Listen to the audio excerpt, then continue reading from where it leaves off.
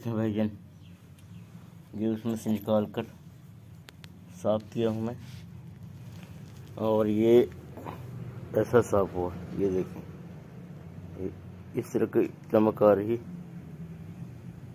तो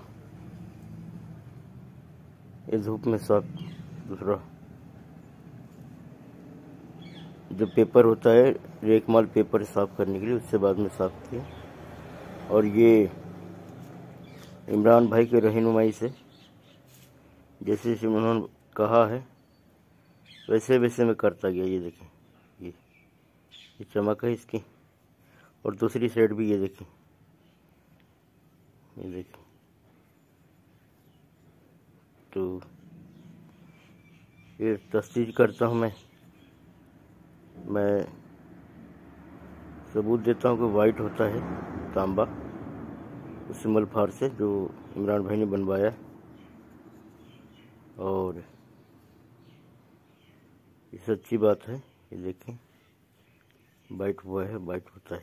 ये देखें, ये है जी तांबा वो।